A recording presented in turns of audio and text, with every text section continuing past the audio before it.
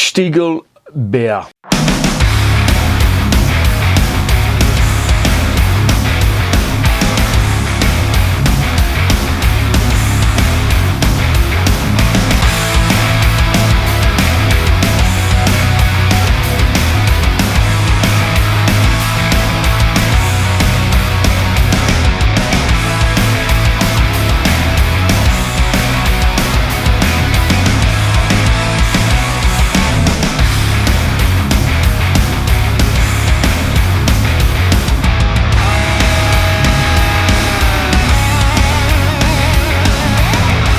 And remember, life is too short to be drinking shitty beer.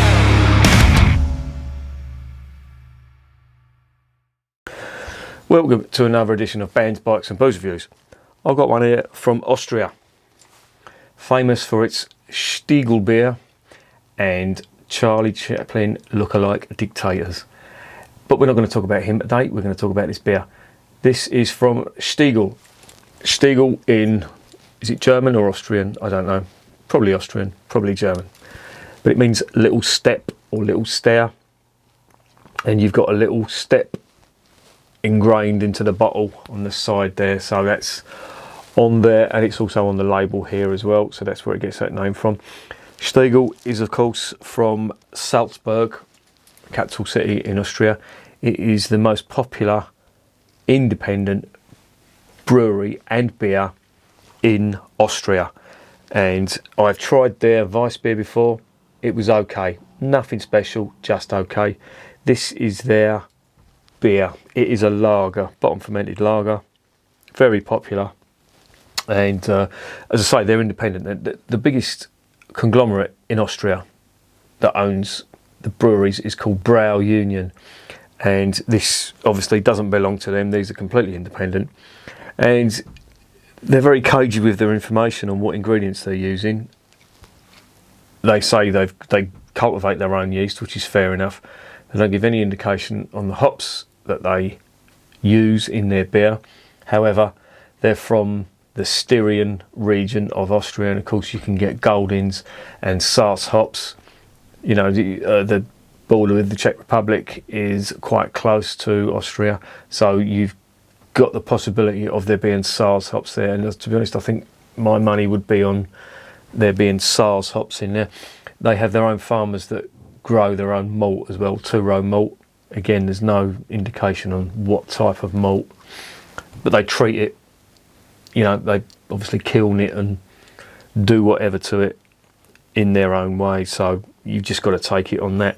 But that's what it is. As I say, not much information on the actual ingredients. However, that it does conform to the Reinheitsgebot, so that is a good thing. Let's stop gassing and let's get on to what this beer actually is.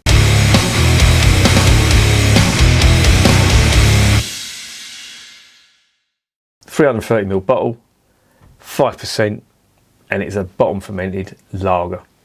Of course, lager is bottom fermented, so that goes without saying. And it's called Stiegl Goldbrau, and it doesn't say it on the front. Actually, it just says Stiegl Bier, but it is actually Stiegl Goldbrau. That's what it's called. And as I said before, I've tried the Weiss beer. That was okay, nothing special.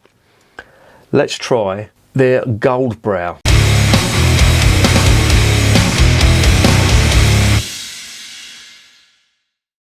Right, let's get this open. Now, I've never tried this before. Nice cap. It's got a little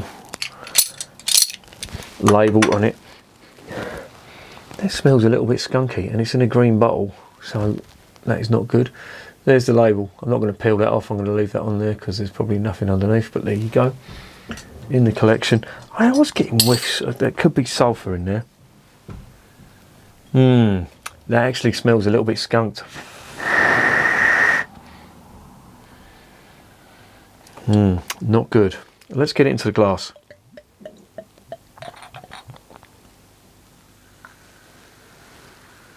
I'm using one of these German half-pint Pilsner glasses, which is filthy. That actually does smell skunked.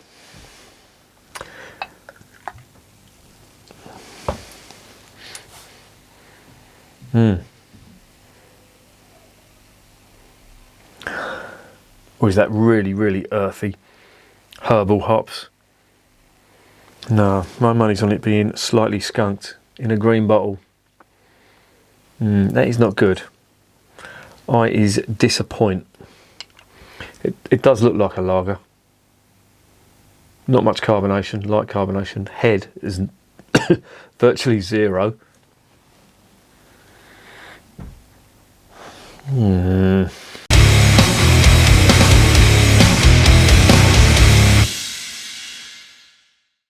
Wish me luck. I don't know how they say cheers in Austria. I'm presuming it's some Wohl. So there you go, some Wohl.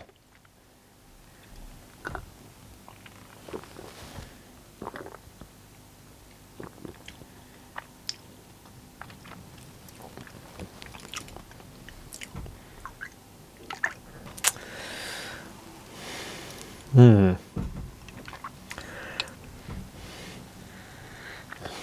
it definitely doesn't smell right. Let's give it another go.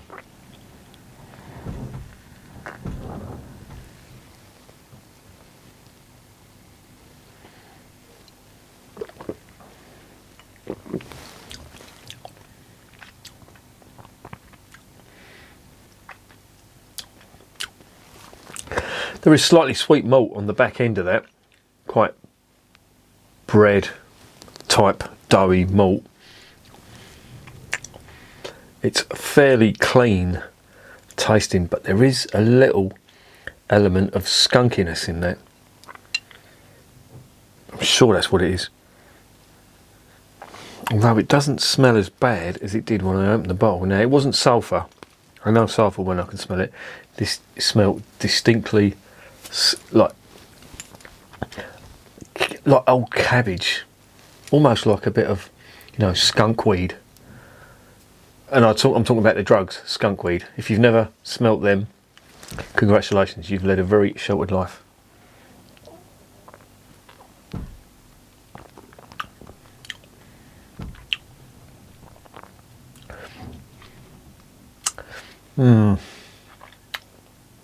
Despite all that, it doesn't taste that bad.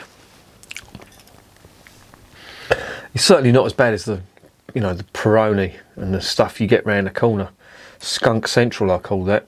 If you've got a green bottle there, it's guaranteed to be skunk. I don't know what the fuck they do with it.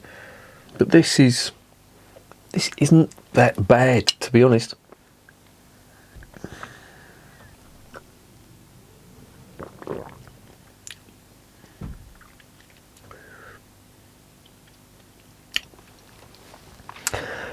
There's a little bit of skunkiness to it, and it's tainting the flavour very slightly, but I'm still getting some quite nice malt on the back end of it, and there's also a little bit of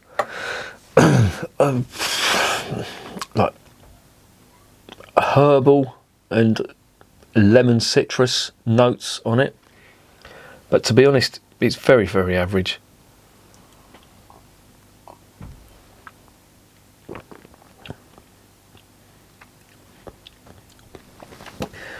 Despite looking like that, carbonation is quite coarse in the mouth. But it's not the worst beer I've tried. It just pains me that it's been put into a green bottle, and I did get some skunky notes when I opened it. Now, I don't know how far it gone. Once it goes, that's it. But despite that, it hasn't got that really horrible taste that you get from skunked beers that have been brewed over here, i.e. Beck's, the Beck's that has been brewed over here, the Peroni that's been brewed over here, and, well, not the Peroni that's been brewed over here, but the Peroni that comes in the green bottles. Heineken especially. I mean, if you open a bottle of Heineken, you're all virtually guaranteed to get that skunky sort of flavour to it, and this has got it a little bit, but it isn't as bad, and that doesn't taste as bad as some of them British brewed lagers that come in the green bottles. It's okay, that's as far as I'm going to commit on that. It's got nice malty finish on it, nice bread, biscuit malt and finish, relatively clean tasting, but there is a little element of skunkiness to that which is putting me off.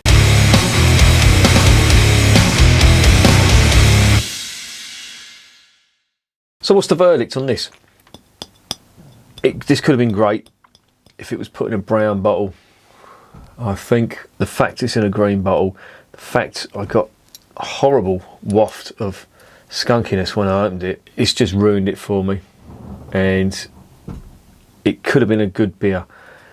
The Weiss beer I thought was quite average. It didn't compare to any of the German stuff that I remember. But this is disappointing because this had the potential to be good. And they're an independent brewer. And I've just noticed that is a screw off cap. And I lifted that off of a fucking, what's the name? That is a screw off cap. I'm sure it is. There is the cap. It's a cap.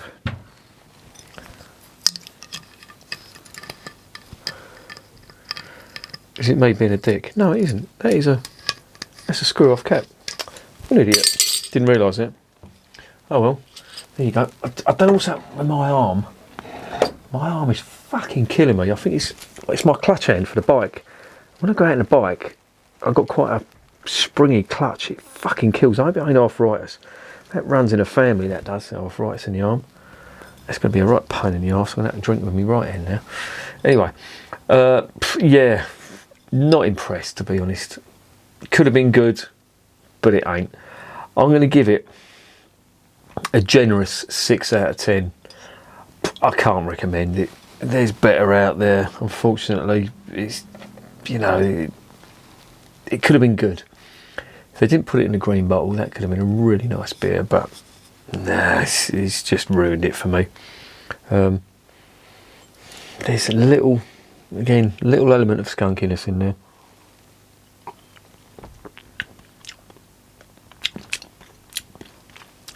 It's a very, very average beer. Does have a nice malty finish though, I will give it that. So that's where the 6 out of 10 comes from. But yeah, 6 out of 10, not massively impressed. There's much better out there. And remember, beer is working class champagne.